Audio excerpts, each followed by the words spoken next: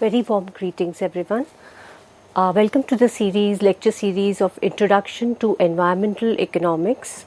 Today's topic is Public Goods and Externalities, Part 15. Today's lecture is based on the learning objectives such as to understand the concept of open access, to comprehend the concept of tragedy of commons, to understand the concept of externalities, to examine the production possibilities with externalities and consumption externalities, and finally to comprehend Pareto relevance and pecuniary externality. We will go one by one on each topic. Now we will first discuss what is market failure. Why do markets fail in case of externality or pollution? In case of conventional goods, you have seen like a case of bread, it's a market good and the market is able to allocate and ration itself efficiently. However, we come across certain environmental commodities such as pollution, where the market fails to allocate efficiently. It is the very nature of pollution that leads to this market failure. We have cases of open access. The cases such as congested roads, overfishing of fisheries, etc. are referred to as tragedy of commons.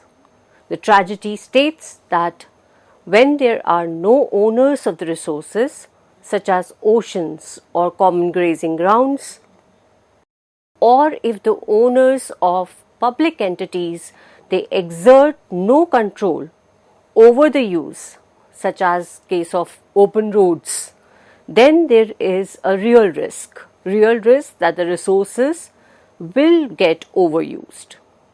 They are not efficient utilization of resources, and finally you find that there is inefficiency and market fails. Such resources are termed as three types of resources. They can be used parallelly or in substitution of each other. So there is a slight difference in the terminology of such resources. Some resources are considered as open access. Open access resources are those resources where anyone may access them.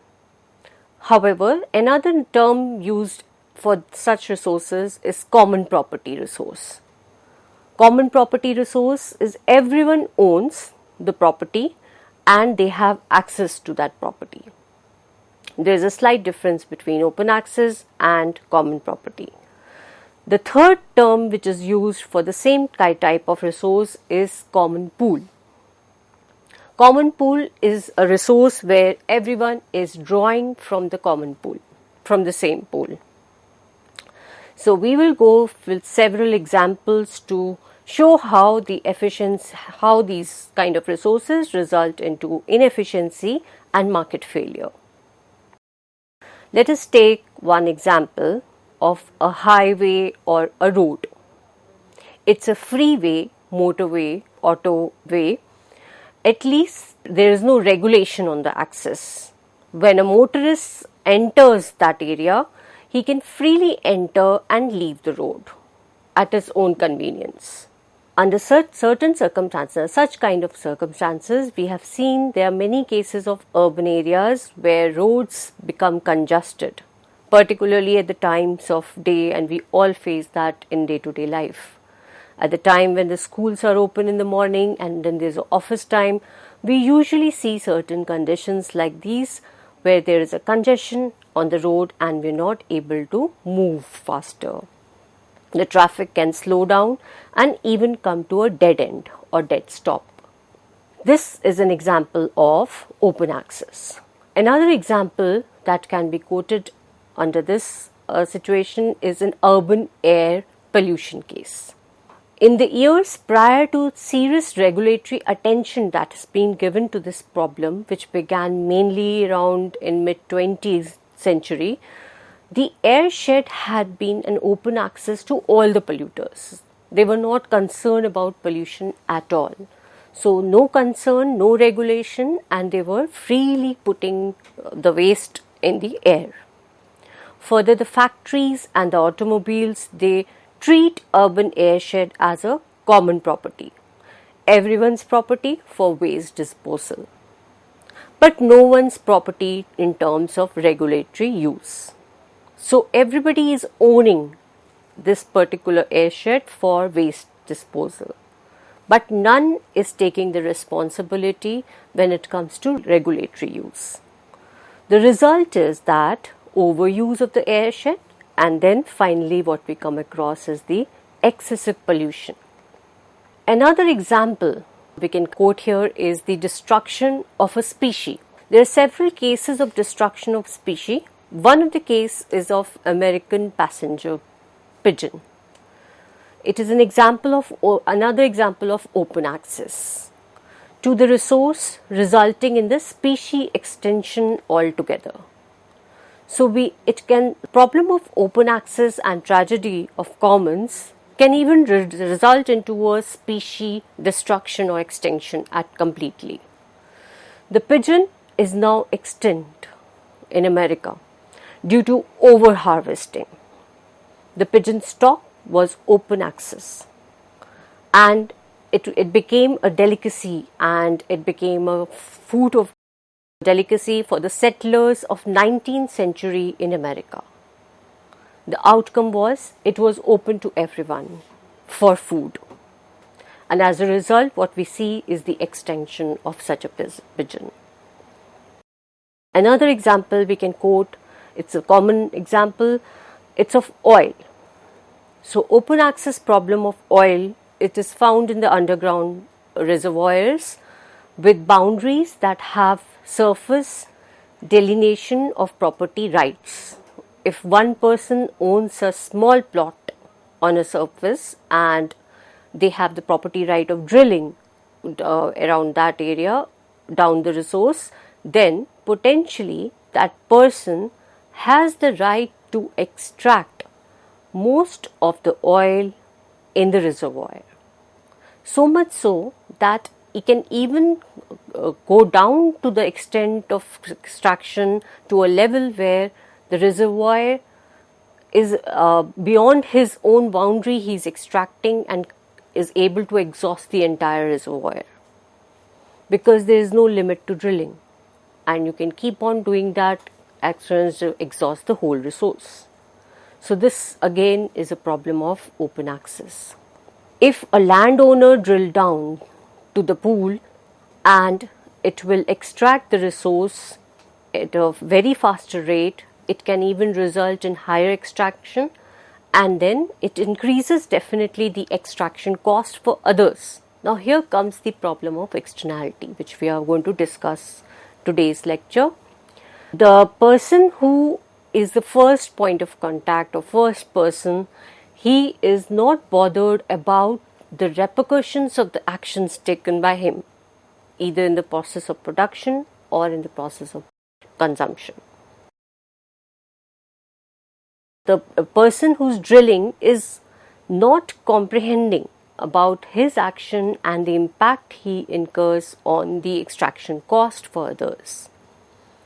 And finally, it leads to lower recoverable resources and resource depletion. Now let us take a case of fishery as a model and see what is the point of efficiency and where it lands up in the case of tragedy of commons, what we are discussing.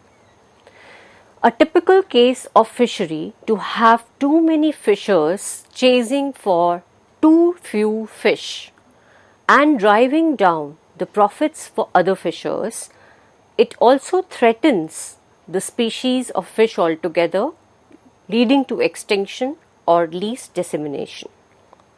The fishery consists of a well-defined body of water containing fish. The fish are available as food, and they're basically fishing and then selling the fish as food. But it takes an effort to catch them. Fewer are the fish, the more effort is needed to take them out.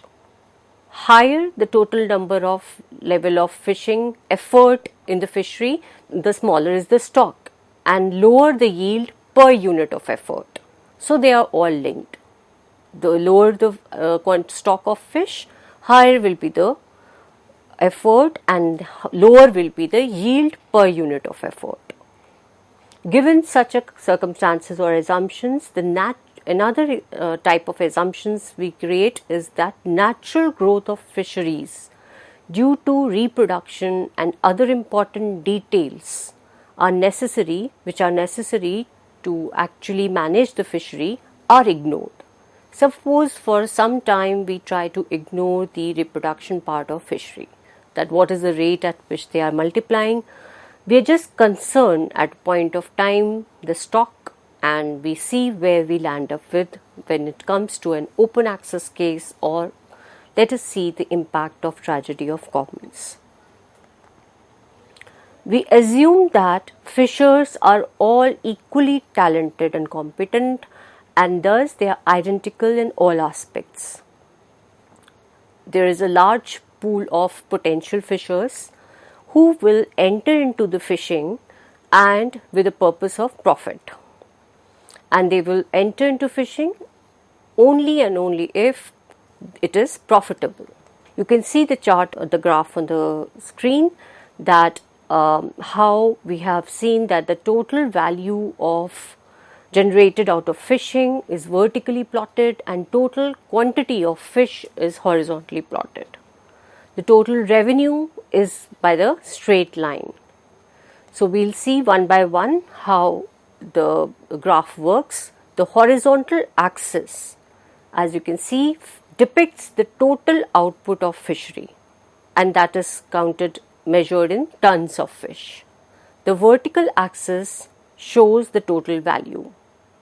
The total cost of the effort in extracting the fish, or the total gross revenue of the fish, is a curved line. Is the total revenue is plotted? The total revenue is simply the price of the fish and the quantity of the fish. It is reflected as a straight line from the middle as a arrow, as you can see in the graph.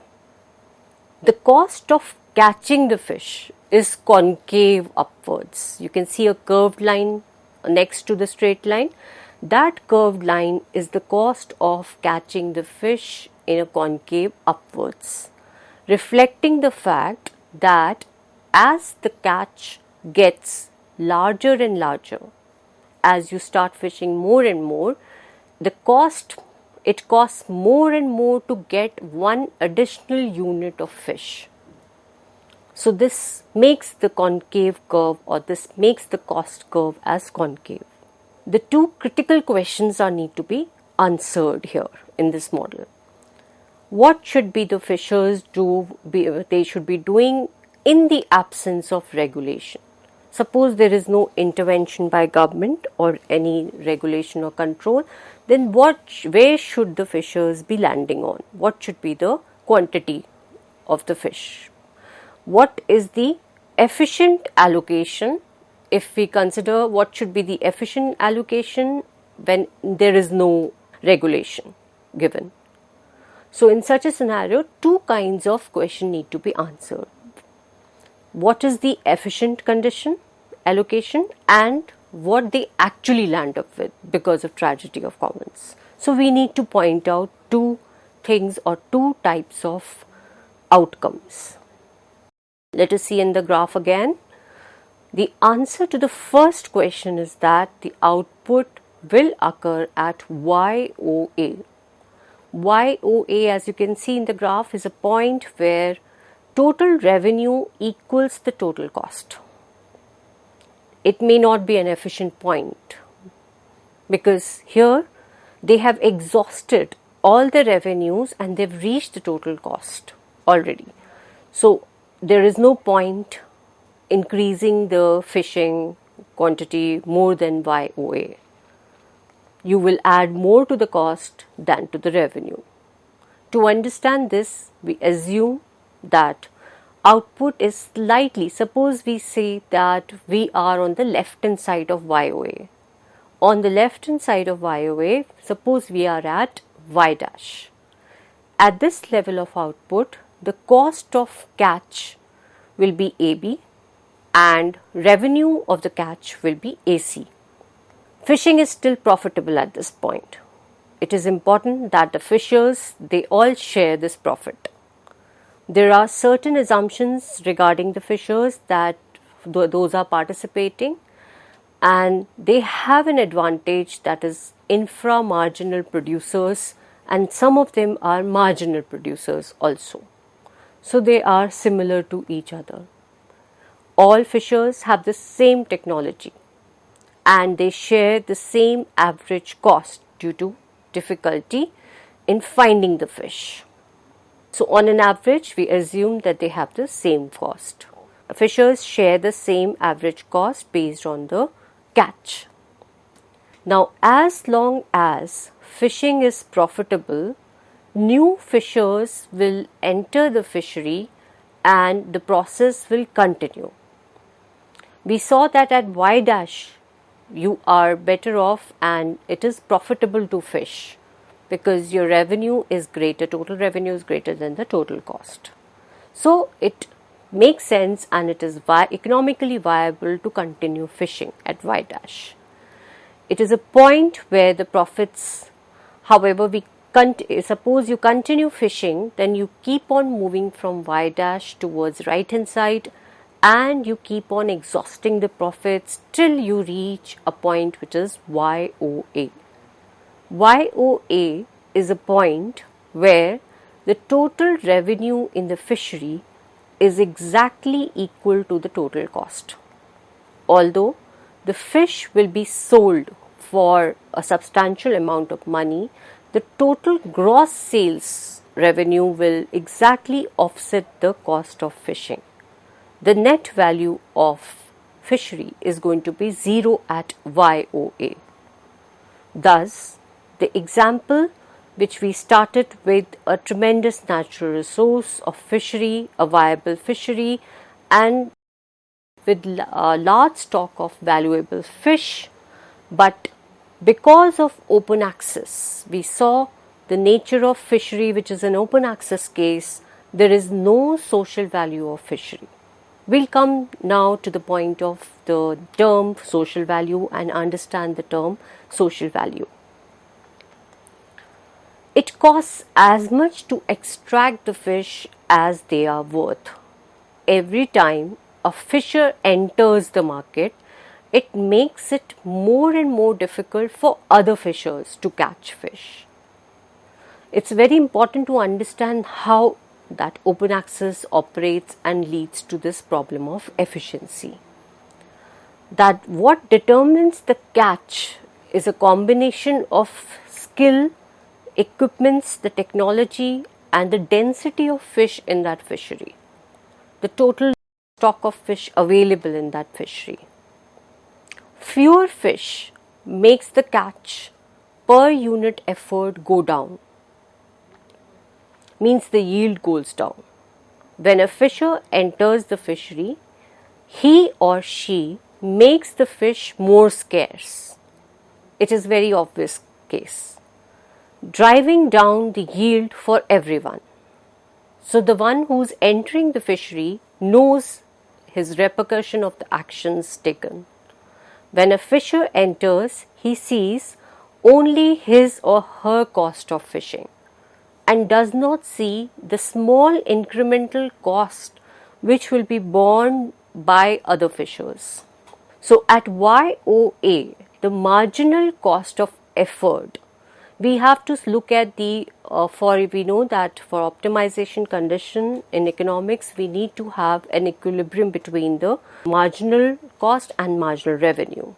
For equilibrium, the marginal costs have to be associated equal to the marginal revenue.